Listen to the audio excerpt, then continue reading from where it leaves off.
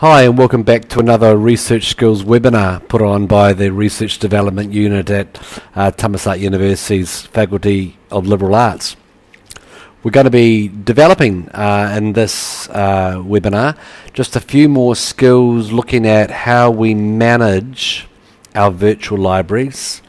Some of you may be in the position where you are completely analog, you've got physical libraries, and if that is the case, then you're very lucky to have the money to buy the books and to be in one place where you work in one place, you study in one place, and you write in one place. That is not my situation. I imagine that for many of you, having electronic books is going to be something which you will be preferring to do because you can access these through your library, your library website and websites like academia.edu.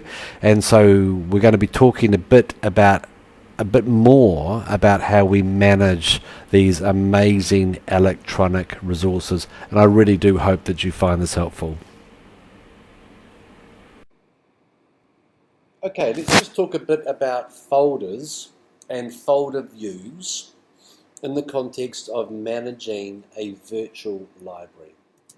Don't want to sound too negative, but let's start off by talking about some of the don'ts. Again, this is just my personal opinion. This has been my experience. First of all, keep it simple. Later on, in later webinars, I'll be introducing software called indexing software. Indexing software will not work when you change the location of the files. Decide where you are going to put your library and where you were going to put your notes and where you were going to put all of your drafts. Consider something very, very simple, make it easy to find and easy to follow. If you are a Windows user, then consider partitioning your hard drive so that you have the operating system in one directory, usually the C directory, and then all of your data is in the D directory. That way, if you have a crash and you need to reformat your hard drive, all of your data will be in the D directory and won't get lost. But once you've decided about where to put things, don't move them. So you'll see, if I go back to my file and document, my academic library, I won't show you where it is in the hard drive, but it's there on the side, academic library, and they're all there, easy for me to find, and I never shift these. Okay, so don't shift them, because if you do, your indexing software, which is another incredibly powerful tool, will not work. So you'll have to wait for more details about that. Again, my strong recommendation is that just like you avoid having separate EndNote libraries, that you have all of your references in one library and you use the metadata functions to tag whether this particular publication is relevant to this area or to that area. So please consider the wisdom of just putting everything in one folder, and you'll be able to organize it alphabetically as you can see there. Use tags and metadata. The types of tagging and the types of metadata options that you can use will depend on not only your operating system, whether you're a Mac or a PC user, but what version you are using. But there are also a number of other software options that can help do this for you, and I'll talk about that in later webinars. Columns. Okay, so it's often the case that I find scholars trying to find articles, trying to find books. They haven't named them consistently. They've just got file names that don't resemble the actual document, but they also try and find it using a different range of views. It may be this view, or it may be that view, or it may be this view.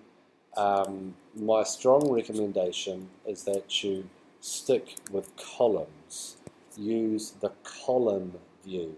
Now there are a number of advantages of using a column view. So I'm going to go back to Finder, and I'm going to demonstrate something. I'm going to right click here, and I'm going to show that there are a number of options for me.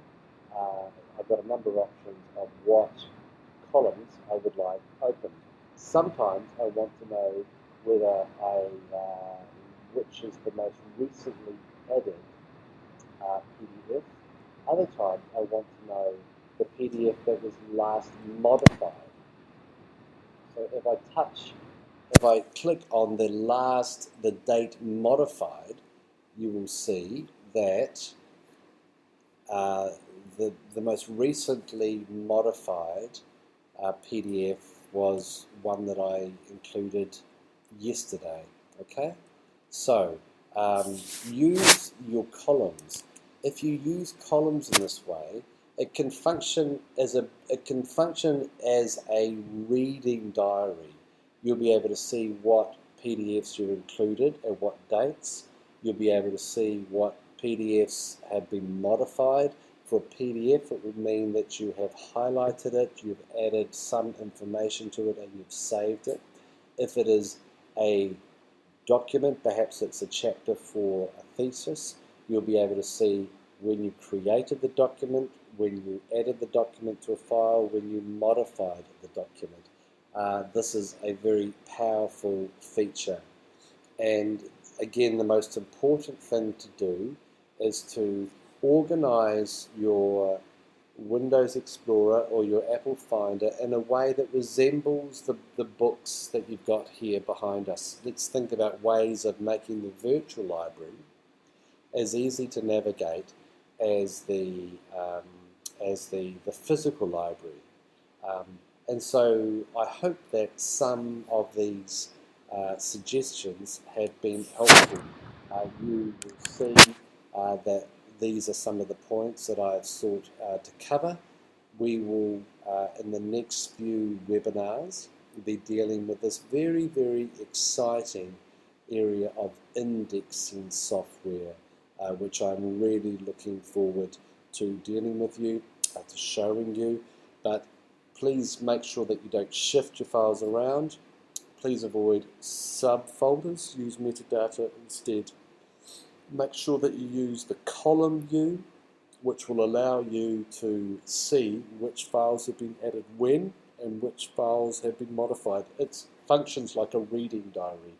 This last week I've read these PDFs, I've added these PDFs, and so I hope that this has been a helpful webinar for you. So thanks again for listening, and we'll be in touch soon.